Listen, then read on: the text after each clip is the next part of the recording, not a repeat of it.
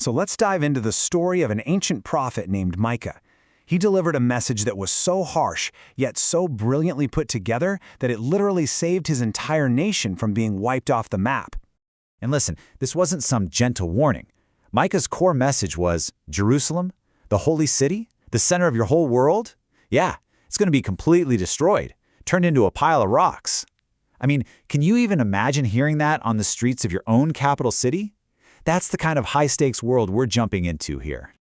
And that right there is the central puzzle of this whole thing, right? How on earth does a message of total doom actually end up saving a city? It feels like a total paradox, but as we're going to see, it all comes down to how the message was delivered and, just as importantly, how it was received. Okay, so to really get what's happening, we got to set the scene. Picture this. It's the 8th century BC. You're in the kingdom of Judah. And the terrifying Assyrian Empire, they're on the march, just steamrolling everyone in their path. It's a time of massive political and military crisis. And that's the chaotic world Micah is stepping into. Now, Micah was smart. He knew that just standing on a street corner shouting, "You're all doomed," wasn't going to cut it, right? People had heard plenty of warnings before. So to really break through all that noise, he used some incredible communication skills. It was never just what he said. It was all about how he said it. So he builds his argument kind of like a funnel, you see? He starts out super broad, with this huge cosmic vision of God's power, something nobody could really argue with. Then he narrows it down a bit. He starts talking about their neighbors up north, in Samaria, and you can bet the people of Judah were probably cheering for that part. But then, boom, he brings it right to their own doorstep, right to the gates of Jerusalem. He makes it personal. You can't escape it. It's just a brilliant, brilliant strategy. And to make this threat feel, terrifyingly real, especially for the average person just hearing this on the street, Micah pulls out this amazing tool, wordplay. He starts making these dark, prophetic puns on the names of their own towns, turning familiar, everyday places into symbols of the coming disaster. So, for example, there was this town called Shafir.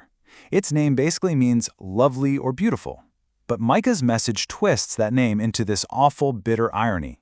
He says this lovely town is going to face the complete ugliness of exile, with its people marched away in nakedness and shame.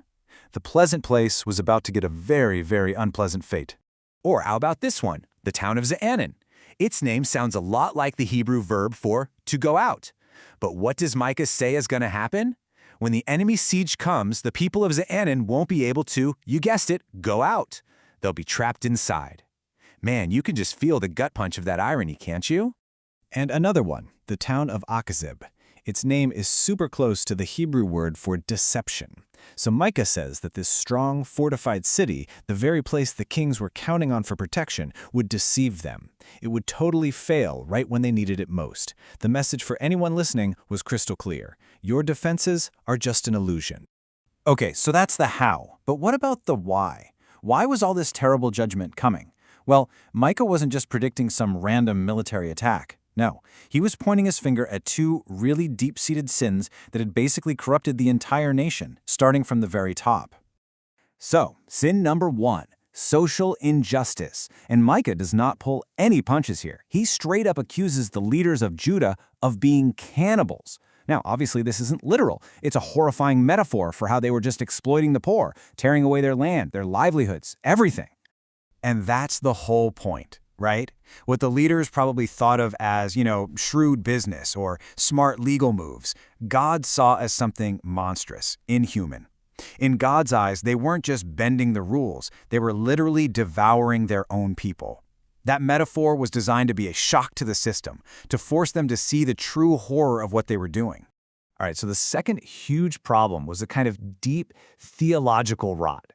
See, Micah wasn't the only prophet out there. He was in a head-to-head clash with other religious leaders who were peddling a much easier, much more comfortable message to the people. And the conflict really boils down to this. On one side, you have Micah and Isaiah preaching a really difficult truth, that God's blessing requires human responsibility. You have to act justly. On the other side, you had these false prophets selling an easy lie, that God's blessing is guaranteed. They were saying, hey, don't worry about it. God will protect us no matter what we do. And at the absolute heart of this fight was a disagreement about what their covenant with God even meant. The false prophets, they were only focused on the promises, the blessings. They were basically treating God like a national good luck charm. But Micah kept insisting, no, you can't have the promises without the responsibilities. In his view, they had broken their side of the deal, so why would they expect God to keep his? Okay, so you've got this fire and brimstone message. You've got these absolutely shocking metaphors and this huge theological battle raging. And where does it all lead? To a climax that, honestly, almost nobody could have seen coming. Fast forward to the year 701 BC. Suddenly, Micah's warnings aren't just theories anymore. The Assyrian war machine has come crashing through Judah, and it is now parked right outside the gates of Jerusalem. And we know from Assyrian records themselves that they captured 46 fortified cities in Judah. Everything Micah had been warning about was coming true, step by step. Jerusalem was the final prize. It was under siege, it was seemingly doomed, and yet it didn't fall. Which, of course, leads to the simple question that changes everything. Why? Why was this city, the main target of Micah's prophecy, the one place that actually survived? And the answer is just astonishingly simple, because for once, a king actually listened. King Hezekiah heard this harsh, unpopular message, and instead of killing the messenger, he took it to heart. He led the people to repent, to change their ways, and because of that, the disaster was delayed. The message actually worked. And really, that's the ultimate takeaway here.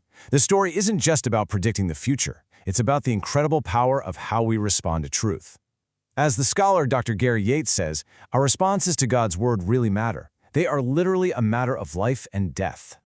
So, in the end, Micah's brutally honest message saved a nation for one reason. Its leaders were willing to listen to something they really didn't want to hear. And that kind of leaves us with a big question to chew on, doesn't it? What are the difficult, uncomfortable truths in our own world today that we might be ignoring?